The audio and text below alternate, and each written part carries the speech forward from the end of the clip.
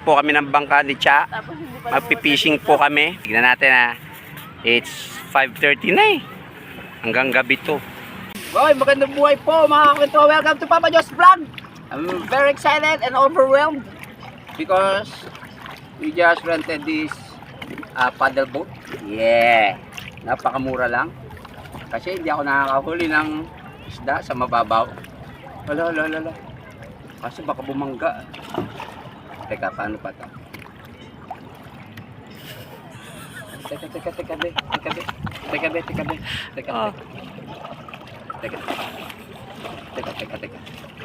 Hindi, bebe. Babangga tayo. Ay. Yan. Ganyan. Teka. Yan. Yan. Meron kasi kami tinutumbok na bangkay. Hindi pa ako marunong maniover. So, pag gusto mong kumanan, sa kanan na sakya. Yan. Medyo malakas po kasing hangin. Nakabahan ako. Pero hindi kinat ba? Kainis talaga.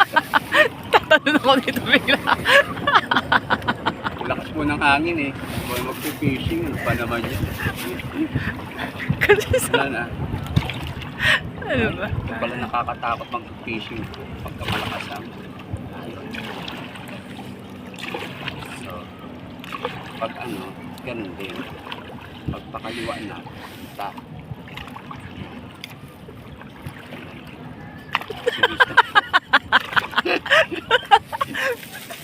Papa ha? Pag pakaliwa.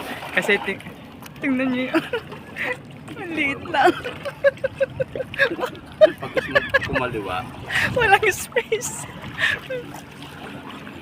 Nahilo na ako. Nahilo na ako. baliktarin mo yung ano. Ang lakas ng ano. Ito mga banana boat kasi makulit. Nahilo na ako.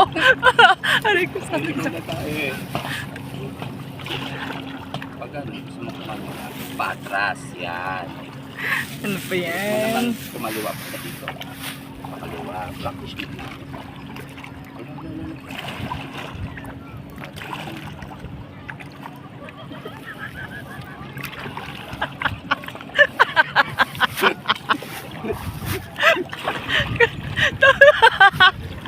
Sinama mo pa ako talaga. Gusto mo pa talaga kasama pa ako.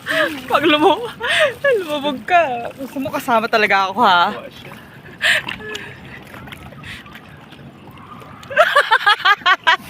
Ang tagal na ng video. Dito pa rin tayo. Ano ba yan? Malakas yung hangin eh. Kasi Wala, naman. huwag natin gagawin pa pag maalo. Delikado pala. Kaya malayo na ba? Hindi ako makaharap sa pampang.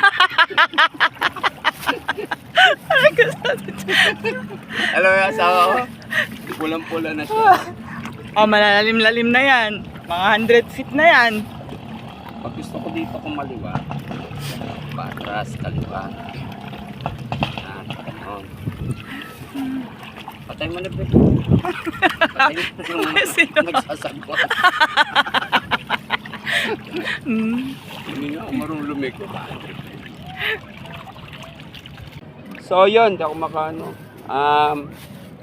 Dalawang beses kami tumaob. So sa mga first timer po, this is a no-no, okay? So wala kaming dalang life jacket, although si Cha ay ano yan, marunong siya lumangoy. Nagsali nga sa swimming. And then dalawang beses kami tumaob, maalog ang bangka. Saturday napakahangin, so dapat make sure yung weather ay hindi mahangin.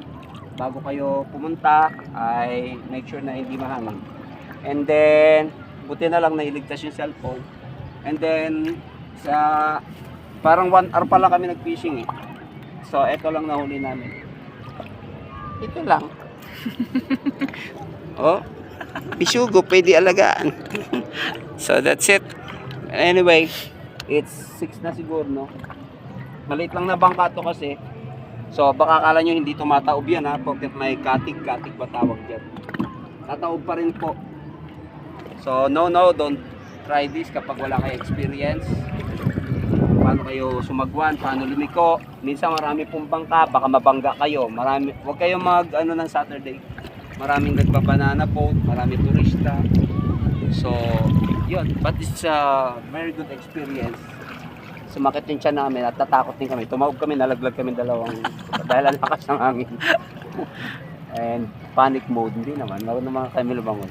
Sana hindi naman ako content na babangka noon sa Cavite City. But nalimutan ko na yun kasi bata pa ako noon. And then nagulat lang kami. But anyway, hindi naman kami gano'ng malayo. Ayan lang po yung Pampang. Pero kanina po yung malayo kami. So maraming mga nagbabanana boat na tama kami ng what's that? Alon.